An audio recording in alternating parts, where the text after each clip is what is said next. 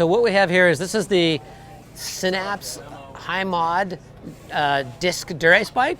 Been in development for a couple years now. What's unique about this is the geometry of this bike is new for this year, which we refer to as Surge. That's the Synapse Endurance Race geometry. So what you have here is a head tube that is slightly taller than the Evo, but not so tall that it's that we refer to it as completely relaxed. It has a slightly longer wheelbase and a little bit more of a sloping top tube. The features in this bike are what we call the SpeedSave technology. SpeedSave is like a 3-part micro suspension that is worked into the geometry, or to the tube layups and the BlizzTech carbon fiber of this. So it starts here in the fork. We have a little flat section here. Works as a 3-part system.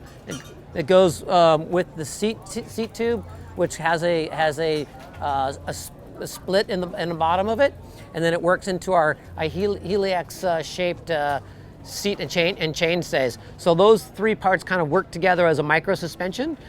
Good for long days in the saddle. If you decide to take it to a little bit off-road, which the disc brakes come in handy, or even some gravel riding. This is a guy that wants to go out for long days in the saddle, maybe ride in a Grand Fondo, or get involved in going from what we call the path less traveled, getting from A to B, and just be adventurous about it. We developed the Synapse line for guys like myself, guys that really like to ride the bike, want to ride long days, and be comfortable and get back on the bike the next day without feeling beat up. So it's started off with the Synapse had a little bit taller head tube and longer wheelbase than what we currently have. So a lot of guys are wanting a bike that is a little bit more performance oriented, and guys that are wanting to use the bike that they can use it as a race bike as well. So we've kind of found a really nice sweet spot with the geometry now, so that it's raceable for any type of racing, quite honestly, but it's also comfortable to ride, for longer Grand Fondos and that sort of stuff. This bike here runs with electronic Di2D Race, so it's a really nice system.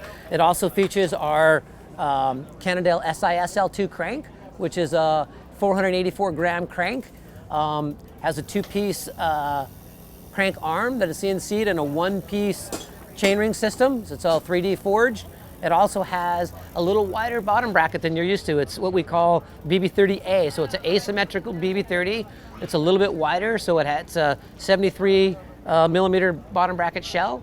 And again, all that helps to work together in the compliance and in the pedaling efficiency of the bike. We have an integrated seat clamp. So we get this out of the way. It kind of cleans up the look of the bike. It also helps to work with the compliance of the bike. It's a 25.4 seat tube, so it's again, it's a little skinnier than what people are used to seeing, but that is all part of the integration to help with the compliance of the ride.